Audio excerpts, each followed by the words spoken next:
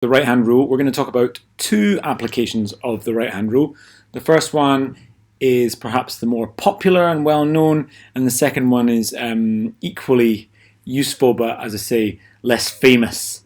So we'll start with the right-hand rule in general. Right-hand rule is all about determining the direction of the magnetic field due to current flow.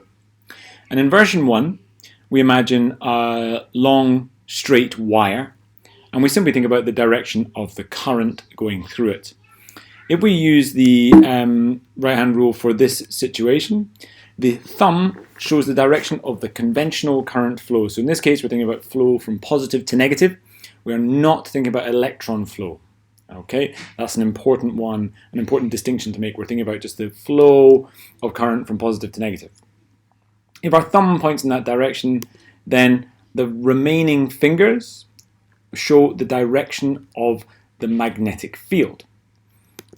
And the sort of upshot of that is that the magnetic field around the wire can only be clockwise or anti-clockwise. Our fingers can only point in one of two directions, which would be clockwise or anti-clockwise. So if my thumb is pointing towards myself, and you can try this yourselves at home, then the field would be pointing anti-clockwise. However, if my thumb points away from me, rotating about 180 degrees, the field lines are clockwise.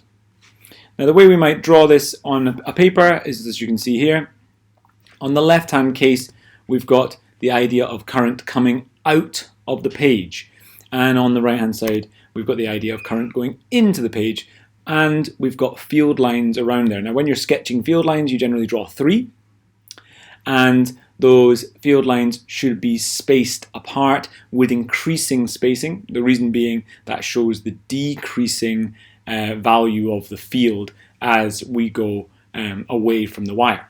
And you'll notice there, as I've said, there's just the only real difference here is the direction. In the case of the current coming out of the page, that's anti-clockwise as indicated by the arrows, and on the right hand side, current going into the page, that is clockwise, again indicated by the arrows. So this is our first case, and I think, as I say, this is the better known of the two forms of the right-hand rule. What I'm going to do now is quickly show you another version, and the way that we refer to this one is the solenoid rule. You can see in this picture is a very clear description of how we use it. However, I'll just talk you through. In the second version, or in the solenoid version of the right-hand rule, it's slightly different. The fingers show the direction of the current flow. So again, you hold your hand in a sort of thumbs up position, as you can see in the screen, and you can see that those fingers are pointing around the solenoid, showing the direction of the current. The thumb then lies on top, and that is the point at which the magnetic pole forms, and specifically the north magnetic pole. What you should be aware of is that actually solenoids behave just like bar magnets. They have a north and a south pole, and as a result, we need to know where they are, and these are going to be directly related to the direction of the current. And so the thumb is able to show us the direction of the north pole, and obviously the opposite is going to be the south pole.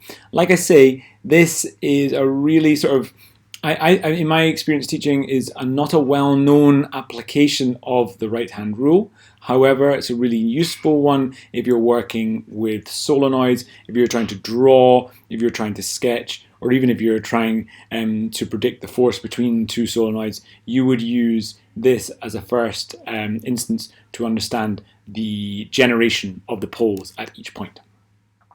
Hope that's clear. If you've got any questions, please feel free to ask, and I'll probably see you in the next video. Thank you.